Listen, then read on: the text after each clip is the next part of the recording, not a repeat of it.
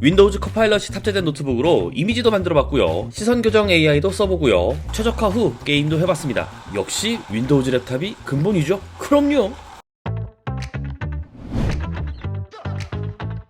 안녕하세요, 드레입니다. 요즘 AI 시대라는 말이 와닿을 정도로 정말 많은 분들이 AI에 관심도 많고 관련한 사업도 진행하고 있고 AI 서비스를 활용하시는 분들도 많아지고 있는데요. 개발 직군이라면 대부분 AI를 정말 잘 활용하고 있겠지만 일반인 분들이라면 채팅으로 대화 나누는 거? 요거 말고는 사실 떠오르는 게 없을 거예요. 세상이 바뀌고 있는 건 알고 있는데 막상 내가 경험할 수 있는 AI는 생각보다 많지는 않거든요. 그런데 여러분들이 지금 활용하고 있는 PC에서 아니면 구매 예정인 PC에서 정말 강력하고 활용성이 좋은 무료 AI 도구가 있다면 당연히 사용해야겠죠. 그래서 오늘은 초경량 랩탑인 라이젠 5 8640U를 탑재한 HP 파빌리온 에어로 13, 라이젠 7 8845HX에 RTX 4070을 탑재한 게이밍 랩탑 레노버 리전 슬림 5를 통해 많은 분들이 쉽게 활용할 수 있고 무료로 활용할 수 있는 정말 강력한 AI 도구인 윈도우즈 코파일럿에 대해 저와 함께 알아보도록 하겠습니다. 윈도우즈 코파일럿에 대해 잘 모르는 분들을 위해 간략하게 설명하자면 컴퓨터 속 나만의 도움이라고 생각을 해주시면 좋아요. 어려운 일을 쉽게 처리하도록 도와주는데요. 예를 들어 긴 글을 요약하거나 이메일이나 문서의 초안을 빠르게 작성해줄 수 있도록 도움을 주는데요. 기존 PC를 활용하면서도 생산성이 엄청 늘었지만 윈도우즈 코파일럿을 보조로 활용한다면 더욱 PC를 똑똑하게 활용할 수 있게 되는 셈이죠. 현재 PC가 꽤나 옛날 거라 새로 구매해야 한다면 윈도우즈 11 운영체제가 탑재된 PC를 구매했을 때 복잡한 설치 과정과 오랜 시간을 쏟을 필요 없이 바로 윈도우즈 코파일럿을 활용할 수가 있겠죠. 이것 말고도 마이크로소프트 디펜더라는 강력한 무료 보안 시스템을 활용할 수도 있고 제조사 프로그램도 설치가 되어 있어서 기본 세팅할 시간도 줄어들게 되고요. 최근 게임들은 윈도우즈 11을 타겟으로 최적화를 진행하다 보니 여러 부분에서 윈도우즈 11을 탑재한 PC의 중요성이 점점점 높아지고 있지 않나 이러한 생각이 들더라고요. 대략적인 설명은 이쯤이면 될 것 같고요. 윈도우즈 코파일럿을 실제로 활용해 볼 텐데요. 우선 가장 많이 활용되는 작업은 문서나 뉴스의 요약일 거예요. 제법 텍스트가 많은 뉴스라면 어떤 내용이 꼭지인지 알기까지 꽤나 많은 시간이 소요됩니다. 하지만 링크를 복사 붙여넣기 한 후에 요약을 해달라고 하면 되는데요. 한글 출력도 정말 빠르게 진행되면서 불과 몇 초 만에 요약본을 보여줍니다. 저 대학교 다닐 때 이런 기능이 있었으면 평균 A학점은 그냥 못 받았습니다. 네, 못 받았어요.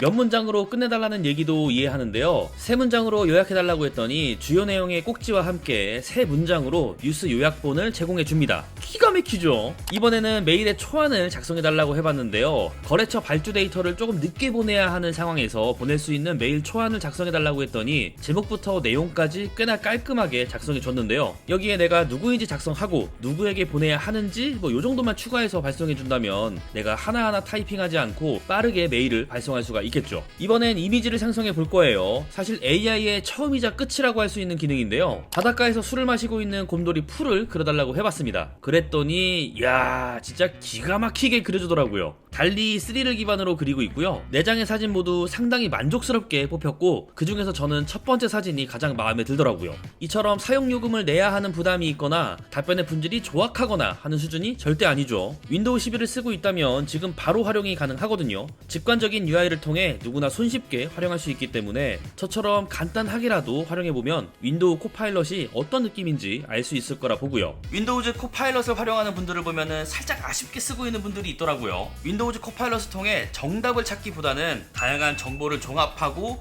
복잡한 문제를 추론하며 방대한 데이터를 바탕으로 유용한 인사이트를 제공하는 데 상당한 강점이 있는 서비스거든요. 그렇다 보니 2024년 IT 산업에서 AI가 미치는 주요 영향은 무엇인가요? 이렇게 검색해보면 여러 영향에 대해 종합적인 설명을 들을 수 있는 반면 특정 문제에 대한 답을 알려주세요. 이러한 형식으로 질문을 한다면 원하는 결과를 얻기는 쉽지 않은데요. 좋은 질문을 하기 위해선 역시 많이 해봐야 하거든요. 윈도우즈 11 활용하시는 분들은 무료잖아요. 직접 활용해보고 본인만의 활용법을 체득하면 PC를 활용하면서 더욱 도움이 될 거라 생각합니다. 그리고 윈도우즈 운영체제만큼 중요한 게 바로 프로세서죠. 요즘 AMD 라이젠의 위상이 대단합니다. 제가 유튜브 채널 개설하면서 라이젠 사라 했을 때 진짜 많은 분들이 야 그렇게 해주면은 넣어놨어 라고 했거든요. 그런데 요즘은 굳이 이런 말을 하지 않아도 이미 잘 활용하고 계시더라고요. 그런데 더 잘 활용하시라고 윈도우즈 스튜디오 기능 중 카메라 관련해서 AI에 의해 활용이 되는 자동 프레임, 시선 교정, 초고화질 백그라운드 이렇게 세 종의 기능에 대해 소개해 볼게요. 요즘 랩탑에는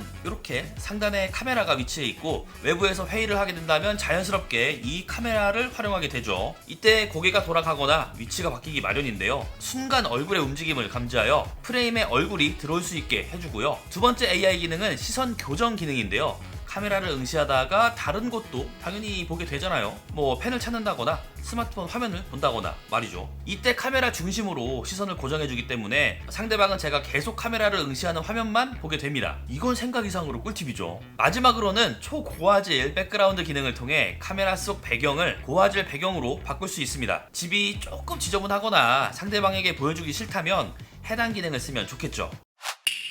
다음은 제 분야입니다. 사실 라이젠을 구매한 이유 중에서 큰 비중을 차지하는 게 바로 게임을 하기 위해서죠. 최신 라이젠 프로세서의 iGPU 성능은 엔트리급 외장 GPU를 앞선 지 오래되었고요. CPU의 역할은 제가 설명하지 않아도 이미 정평이 나 있습니다. 게임은 라이젠이라는 얘기가 이제는 현실이 된 건데요. 여기에 윈도우즈 11에서 최적화를 해주면 조금 더 향상된 성능을 얻을 수 있다고 하거든요. 그래서 윈도우즈 11에서 게임을 하기 위한 최적화 설정 팁과 실제로 게임을 하면서 측정되는 성능에 대해서도 간단히 알아보겠습니다. 우선 시작 버튼을 누른 후 설정에 들어가고요. 좌측에 메뉴가 쭉 나오는데요. 이 중 게임으로 들어가 줍니다. 그러면 엑스박스 게임바부터 캡처, 게임 모드까지 세 가지 선택 메뉴가 나오는데 첫 번째 엑스박스 게임바는 꺼주도록 하고요. 다시 게임 메뉴로 돌아와서 게임 모드를 눌러주고요. 게임 모드가 켜져 있다면 그대로 두고 꺼져 있다면 버튼을 눌러서 켜주면 됩니다. 그리고 이번 설정은 진짜 간단한 건데 입문자분들은 잘 모르시더라고요. 시스템에 들어가서 우측 메뉴들을 쭉 보다 보면 전원 및 배터리 항목이 보일 텐데요. 여길 들어가 보면 전원 모드가 보일 거예요. 여길 클릭해서 세 가지 옵션 중 최고 성능으로 두어야 하는데요. 보통 아무것도 만지지 않았다면 균형 잡힌으로 되어 있기 때문에 이걸 반드시 설정해 주시면 좋고요. 마지막으로는 시스템으로 다시 돌아와서 우측 맨 아랫부분을 보면 정보 메뉴가 보일 거예요. 이걸 눌러주면 고급 시스템 설정이라는 것이 보일 텐데요. 시스템 속성 중 고급 탭을 선택해 주고 성능에 있는 설정을 눌러줍니다. 그 후에 시각 효과에서 가장 좋은 설정으로 자동 선택이 되어 있는 항목을 최적 성능으로 조정으로 바꿔줍니다. 이렇게 한 후에 리전에서 오버워치 2로 비교해봤는데요.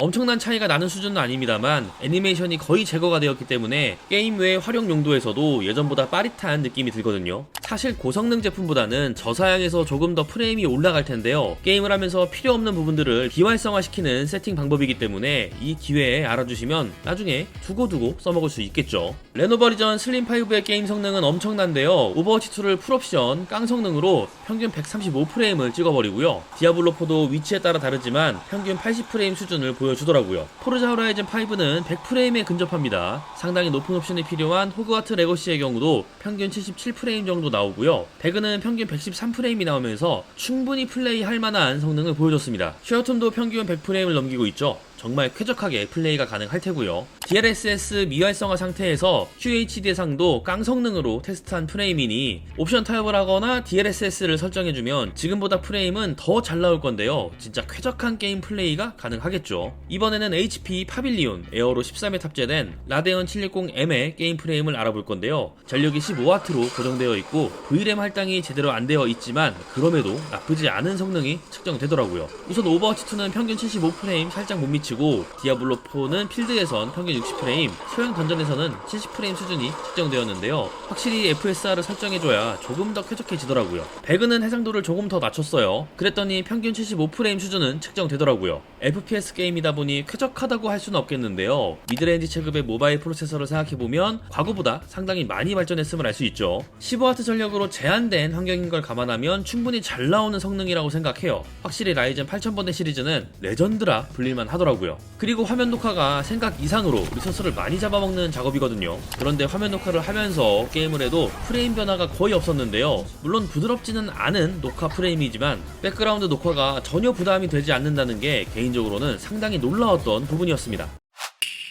오늘은 윈도우즈 코파일럿과 라이젠 프로세서의 AI 기능에 대해 살펴보았는데요. 코파일럿은 우리가 컴퓨터에서 더 쉽게 일할 수 있도록 도와주고, 라이젠의 AI 성능은 그 과정을 더 빠르고 매끄럽게 만들어줬는데요. 이 두 기술이 만나면 평소 하던 작업들이 훨씬 간편해지고 게임도 한층 더 몰입할 수 있게 되지 않았나 생각이 들더라고요. 해당 컨텐츠를 위해 대여받은 두 종의 노트북에 대해서도 간단하게 평가를 하자면 HP 파빌리온 에어로 13, 일단 엄청 가볍고 빠릿합니다. 제가 랩탑은 무게도 스펙이라고 얘기를 했잖아요. 정말 가벼운 제품이 필요한 분들, 일상 작업을 쾌적하게 하고 싶으신 분들이라면 상당히 만족스러울 것 같고요. 레노버 리전은 뭐 말이 필요 없죠. 밸런스가 정말 훌륭하고 특히 쿨링 솔루션에서 극찬을 받고 있는 제품이다 보니 어느 하나 빠지는 부분이 없다, 이렇게 평가를 하고 싶은 게이밍 랩탑인데요. 이 영상에서 크게 어려운 부분은 없기 때문에 시청자분들도 쉽게 이해하면서 시청을 하셨을 건데요. 새로운 기술들을 실생활에 적극 활용하여 앞으로 더욱 쾌적한 PC 사용 환경을 경험하시길 바라고요. 윈도우즈 11과 AMD 라이젠 AI 프로세서가 탑재된 PC는 영상 설명란 링크를 통해서 확인이 가능하거든요. 영상 속 기능들이 필요했거나 슬슬 PC를 교체를 해야 되는 분들이라면 링크 타고 들어가서 어떤 제품이 있나 살펴보시는 것도 추천드리면서, 오늘 윈도우즈 코파일럿과 라이젠 프로세서의 AI 기능을 활용한 영상은 여기서